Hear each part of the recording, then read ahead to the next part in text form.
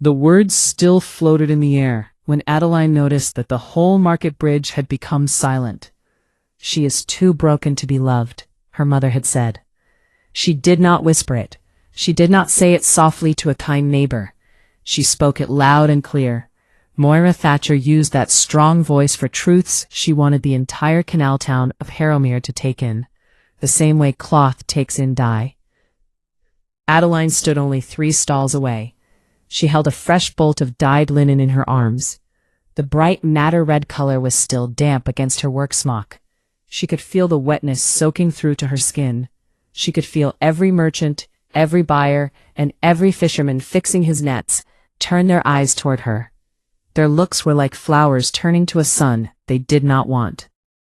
Her mother was not even looking at her. That hurt most of all. Moira Thatcher stood with her back half turned.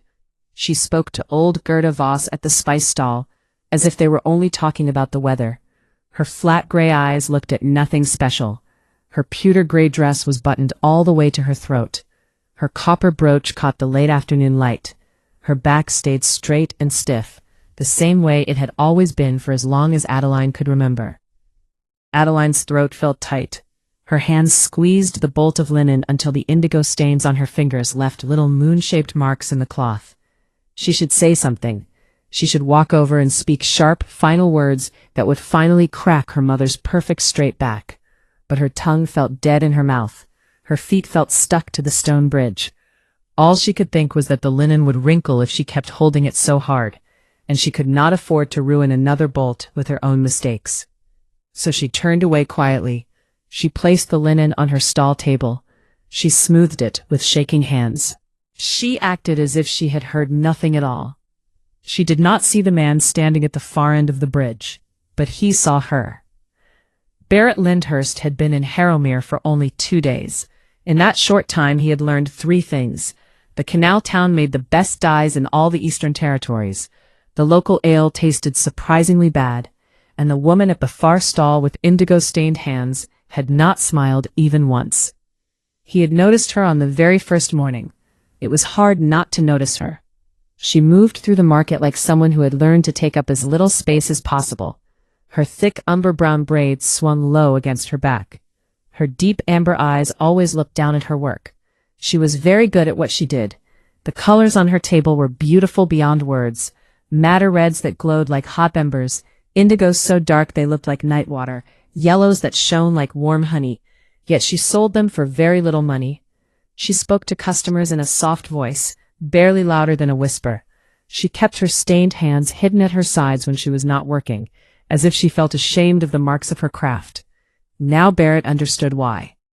He had been looking at a merchant's ledger near the bridge railing when the older woman's voice rang out across the market. It was clear as a bell and sharp as a knife. "She is too broken to be loved." He watched the young woman's face. It did not fall apart. Somehow that was even worse. She simply went very still, the way a small animal freezes when it knows a creature with sharp teeth has seen it. Then she turned back to her table and kept smoothing the same bolt of linen as if nothing had happened.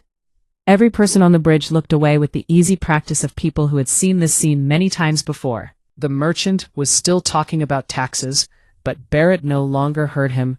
He kept watching the indigo stains on her fingers and noticing that she was still smoothing the same piece of cloth again and again. Her hands were shaking. The small gold wolf pin at his collar caught the light as he moved. He had tucked it under the open neck of his sand-colored shirt when he first came to town. A trade envoy did not need to show what he really was. But now he could feel the pin warm against his collarbone, and the wolf inside him was wide awake. He walked across the bridge. Adeline heard footsteps, but she did not look up. Long ago she had learned that looking up only invited talk. Talk brought questions. Questions brought the kind of pity that made her want to hide inside her own skin. A calm voice spoke. It was low and unhurried, the kind of voice that never needed to shout, because it had never needed to. "How do you make the color go this deep?" She looked up and forgot what she had been doing with the linen. The man standing on the other side of her stall table was tall. He was not just tall. He was built strong like the stone walls beside the canal, with wide shoulders and solid arms that his navy wool vest could hardly hold. His tawny brown hair was pushed back from his face and fell to his jaw, as if he had run impatient fingers through it and left it that way. His skin had been touched by the sun. His eyes were the deep green of forest ground after rain. Those eyes were looking at her linen, not at her work. "Madder root," she heard herself answer. "3 soaks. Most dyers only do 1 soak, but the color fades after 1 season. 3 soaks and the color stays for years." 3 soaks, he repeated, as if he were storing the word somewhere important. One hand reached out and touched the edge of the bolt. His fingers were long, his nails clean, and a callus on his thumb showed he did more than count money. "That takes patience," he said. "It is only work," she answered. "No," he said. His forest green eyes rose to meet hers. The steady way he looked at her made her breath catch. "It is craft. There is a difference." The copper ring on the cord around her neck suddenly felt warm against her chest. She wrapped her hand around it without thinking, an old habit that brought comfort. His eyes followed the movement, but he did not ask about it. "Are you here to buy?" she asked, because she did not know what else to say to a stranger who looked at dyed linen the way other people looked at precious jewels. "I am looking at everything today," he said. He lifted the corner of the bolt, and his thumb brushed against her finger where she still held the edge. The whole world changed. That was the only way Adeline could describe it later, when she lay in her narrow bed above the dye works and stared at the water-stained ceiling, trying to understand what had happened. His skin had touched hers, only a light graze of his thumb against her knuckle, and color bloomed, not the ordinary color she used every day, not madder or indigo or weld, something deeper. It started at the place where they touched and spread outward like a drop of ink in still water. A rich shimmering amber spread across his thumb, and a deep forest green spread across her knuckle. For one breathless moment, they both stared at their hands as if they had never seen skin before. Then, the colors faded, like a blush disappearing or a held breath finally released. The noise of the market rushed back in. The bridge was still full of people. Adeline quickly pulled her hand away and pressed it against her smock. "What was that?" she said. It was not really a question. It was the sound of someone whose world had just tilted without asking permission. The stranger's forest green eyes had grown wide and very still. Something moved behind them. Maybe recognition, maybe wonder, or the special kind of surprise that comes when you find something you did not know you were searching for. "I do not know," he said quietly. She could hear from the roughness in his voice that he was not telling the full truth, or at least that he knew more than he was saying. The fact that he chose not to explain, that he stood there in her space and stayed uncertain with her, was the first kind thing a stranger had done for her in a very long time. He bought the bolt of madder red linen. He paid twice what she had asked.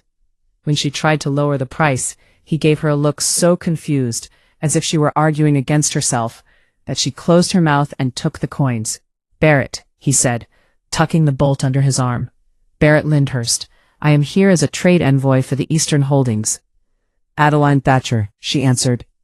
She watched the way his eyes moved slowly and carefully over her face, as if he were learning every part of it by heart. "I am here because this is where my dye works is," she added. The corner of his mouth moved. It was not quite a smile, but the beginning of one. "I will come back tomorrow." The next morning, before the market was fully open, he brought 2 cups of something hot and terrible, the local ale, warmed up, which tasted even worse than when it was cold. He set 1 cup on her stall table without any long speech. When she stared at it, he said with real apology in his voice, "I know, but it was all they had." That made something warm behind her ribs. She had not laughed in a long time, and the muscles for laughing felt stiff and unused, but she almost laughed.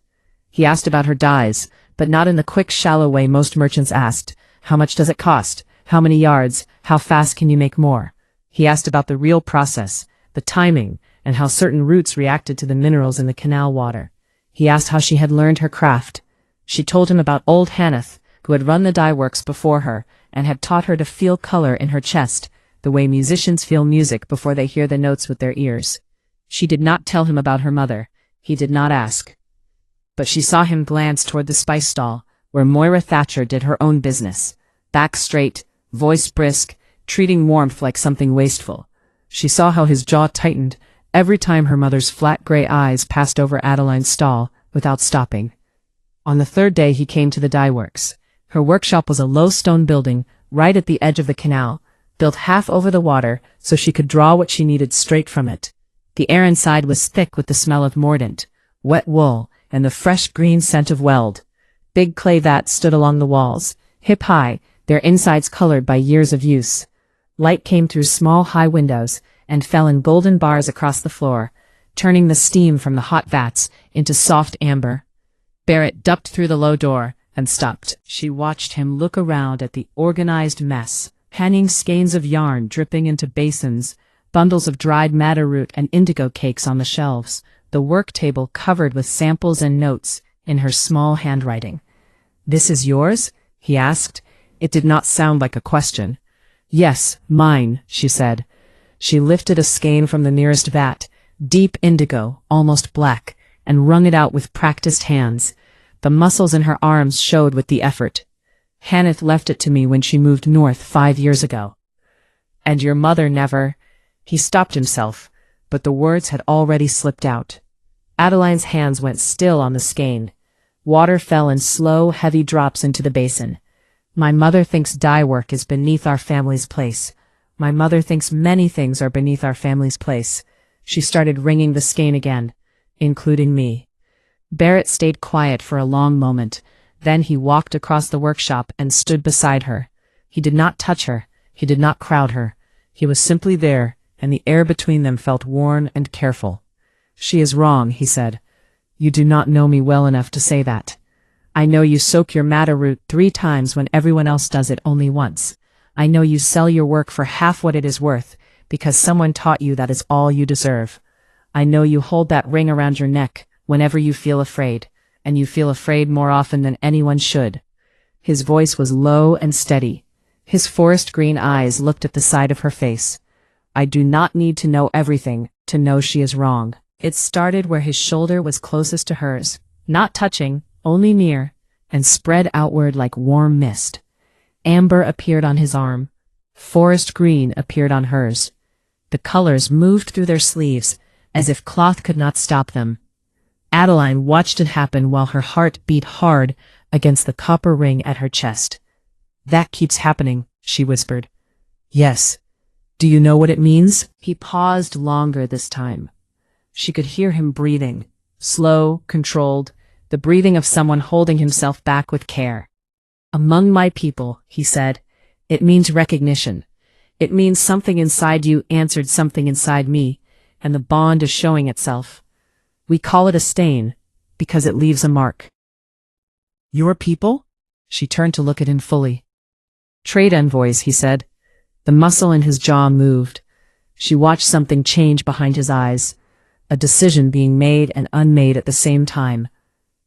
"I should tell you something, probably." He reached into the open collar of his sand-colored shirt and pulled out the gold wolf pin. It caught the amber light of the workshop and shone like a tiny sun in his palm. Adeline stared at it. She had grown up in Harrowmere. Every child in the Eastern Territories knew what that pin meant. "You are not a trade envoy," she said. Her voice stayed surprisingly steady, even though her whole understanding of the last 3 days was turning upside down. "I am a trade envoy," he answered. "I am also the Alpha King of the Eastern Territories." He held the pin between them like an offering or an apology. "Barrett Lyndhurst. Most people outside this town know me by my title." Adeline set the indigo skein down very carefully in the basin. She pressed her stained hands flat against her smock. She took one breath, then another. "You heard what she said," she told him. "It was not a question. On the bridge that first day, you heard my mother, and you still came to my stall." "Yes. Out of pity? Out of anger?" The word landed heavy, like a stone dropped into one of her vats, sending ripples outward. "I heard a woman say something unforgivable about her own daughter. I watched that daughter take it in without even flinching. I wanted to understand how someone who could create such beautiful color could believe she deserved that kind of hurt." Her eyes burned. She pressed her palms harder against her smock. "And the bond? The stain? I did not expect that," he said, his voice growing rough. I walked to your stall because I was angry for you. I touched your hand and the whole world filled with colors I had never seen, and suddenly I was not angry anymore. I was afraid. Of what? Of how much I already felt after only 3 seconds. He looked down at the wolf pin in his hand. I came back the next day because I could not stay away, and the day after that, and today. I will come back tomorrow unless you tell me to stop. And even then I will probably stand at the end of the bridge like a fool and watch your stall from far away, because that is what I have become, a fool at the end of a bridge. Adeline's chest felt so tight she could hardly breathe. The copper ring was warm against her skin. The bond hummed between them. She could feel it now, even without touching, a low vibration like a string that had been plucked. Colors bloomed again at the edges of her sight, amber and green threading through the steamy air of the workshop. I do not know how to do this, she said. I do not know how to be whatever this means. My mother is not wrong about everything. I am difficult. I am sharp and quiet. I can go weeks speaking only to the yarn. And no one has ever chosen me on purpose in my whole life. You are chosen now, he said. The simple words undid her. 2 words spoken without any hesitation or careful warning.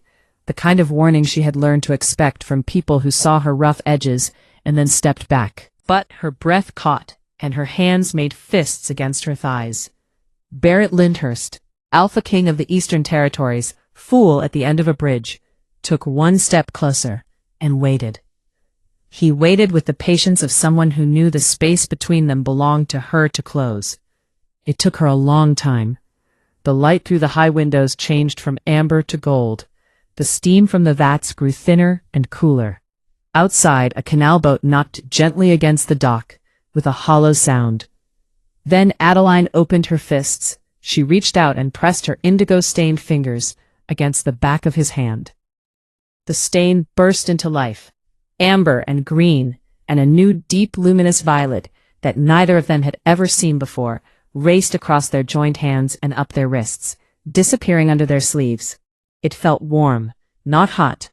Just warm, like sunlight coming through a window you had forgotten was open. Barrett turned his hand over under hers. His fingers closed gently around hers. She could feel his steady, strong pulse against her palm. There it is, he murmured. The roughness in his voice was something she wanted to wrap around herself like one of her own dyed cloths. They stood together like that until the canal boats began their evening calls.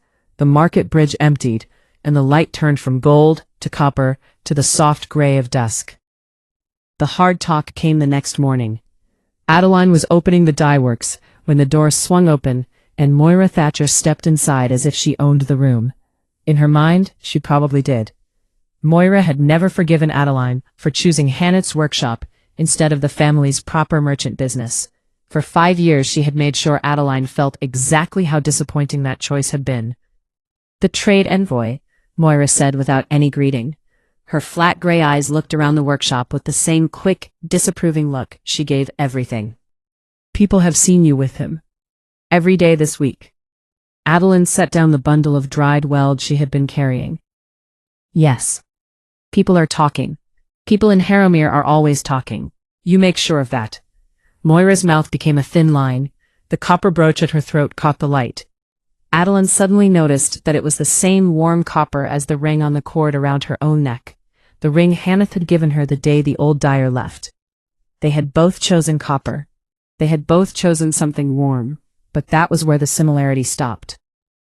I spoke to Gerda about him, Moira said. He asks many questions about the canal, about the town's trade routes, about you.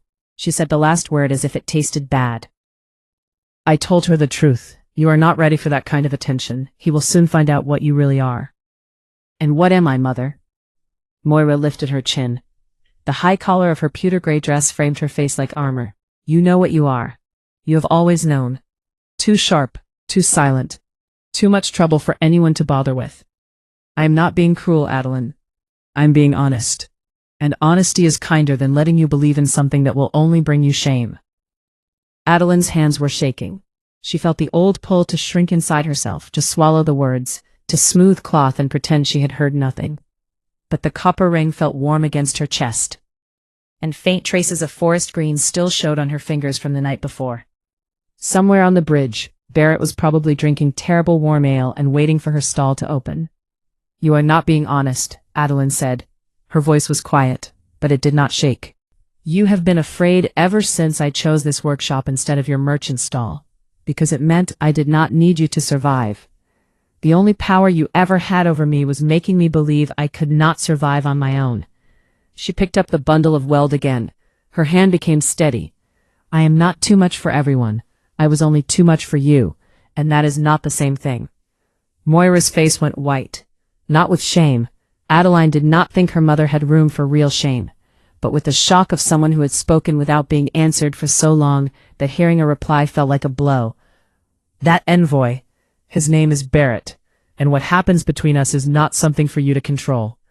"Adeline, I love you," Adeline said. Her voice cracked on the word, but she did not look away.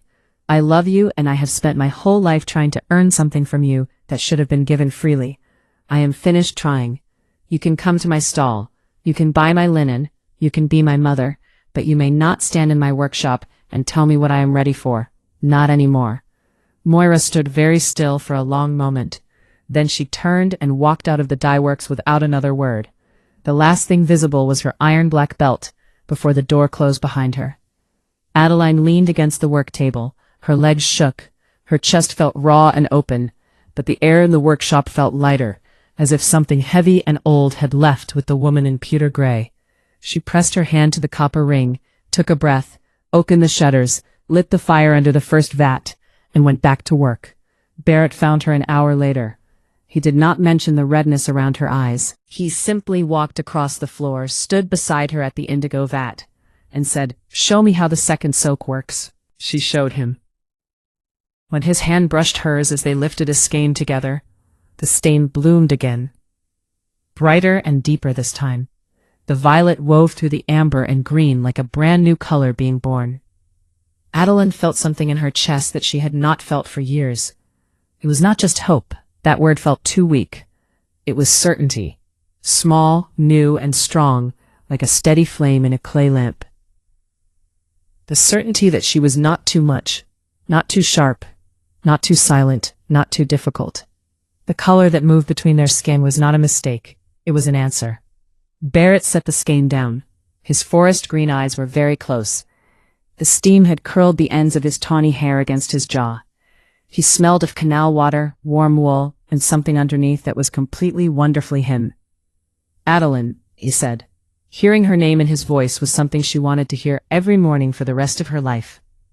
"I need to tell you something, and I need you to listen without arguing. I know that is asking a lot from you." "I do not argue. You argued with me for 15 minutes about the price of your own linen. That was negotiation. That was arguing. Poorly." His hand rose slowly so she could stop him if she wanted. His thumb traced the line of her jaw. The stain followed his touch like a gentle brush stroke. "I am not here because I feel sorry for you. I am not here because I heard your mother say something cruel and felt I had to do something. I am here because you soak your madder root 3 times, because your hands shake when you try not to feel things, because you talk to yarn when you think no one is listening, and I am so completely and forever yours that it scares me." She could feel his warmth through her skin, through the bond, through the colors still blooming between them. "You are the Alpha King," she whispered. "You cannot be forever anything. You have territories, responsibilities, people who need you to think clearly." "I am thinking clearly. I have looked at the situation. I have listened to my instincts. I have checked the evidence." His forehead rested gently against hers. "The evidence is that I have not been able to think about anything except the color of your eyes since Tuesday. Today is Thursday. It has been a very long 2 days. Adeline's breath caught somewhere between a laugh and a sob. Then the rusty, unused sound of laughter broke free from her chest, like a bird leaving a cage. She laughed, really laughed. The sound surprised them both. Barrett's eyes softened with such tenderness that her ribs ached. He kissed her slowly and carefully, the same patient way she soaked her madder root, with attention and the knowledge that the best things need more than one try. His hand cupped the side of her face. The stain raced up his wrist and across her cheek. Violet, amber, and green tangled together until they were both marked by the colors of a bond that had been waiting for them long before they met on that market bridge. She kissed him back, her indigo-stained hands holding tight to the front of his sand-colored shirt. The steam rose around them as if the workshop itself was breathing out in relief, and the copper ring pressed warm between their chests. When they finally pulled apart, Barrett kept his forehead against hers and his hands on either side of her face. He breathed her in as if she were air he needed. "I have to go back to the Eastern Holdings in 3 days," he said. "I know. Come with me." She pulled back just enough to see his face. His forest green eyes were steady and sure, without any doubt. "You are asking a dyer from a small canal town to come live in a king's house. I am asking the woman who soaks her madder root 3 times to come and teach my whole territory what patience really looks like." He paused. "And yes, to live in my household too. Bring your workshop. It is a stone building over a canal. I have canals." He took her hand and pressed his lips to her stained knuckles. "I have canals and I have patience, and I am ready to stand at the end of any bridge you need for as long as it takes. But I would much rather stand right next to you." Adeline looked at him, at the gold wolf pin hidden inside his shirt, at the stain still showing on his wrist, her amber, his green, their violet, at the way he held her hand like it was the most precious thing he had ever touched, stains and calluses and all. "3 soaks," she said quietly. He blinked. "What?" "You get 3 soaks, 3 chances to show that this will hold, that you will not fade away after 1 season like every other color I once trusted." His mouth curved into a slow, worn smile, the real smile she had earned over weeks and months. It changed his whole face from something strong and commanding into something wonderfully gentle. "I can work with 3. 3 months later, the dye works looked different, even though the stone walls and high windows and clay vats were mostly the same. There were now 12 vats instead of 8. A second room had been added along the canal bank with wider windows and better airflow. Barrett had taken one look at the small, crowded space where she had worked for 5 years and said, "You deserve room to breathe." Then he had quietly arranged for a skilled stonemason to come from the capital within a week. Adeline leaned against the doorframe of the new room and watched the morning light touch the canal. The water lay flat and silver. Farther upstream, a barge moved slowly toward the market bridge, carrying wool that was meant for her wool, her work. The copper ring still hung on its cord around her neck, but now it rested beside a second cord that held the small gold wolf pin Barrett had given her the night she agreed to stay. Not in the far capital, not in his grand household, but right here in Harrowmere, in the workshop she had built with her own hands. He had moved the center of his eastern operations to the canal town within a month. His advisors had been surprised. The townspeople had been amazed. Moira Thatcher had not spoken to Adeline directly about it, but Gerda Voss said she had been heard telling a customer that her daughter's linen was acceptable quality, if you did not mind the smell of mordant. Coming from Moira, that was almost like a warm hug. Familiar footsteps sounded behind her, heavy, unhurried, with the small scrape of worn riding boots on stone. "The barge master wants to talk about a lower price for big orders," Barrett said as he ducked through the doorway and came to stand beside her. His tawny hair was bamped from the canal mist and curled at his jaw. He wore the sand-colored shirt she liked best, with the sleeves already rolled up because he had learned that dye work demanded it.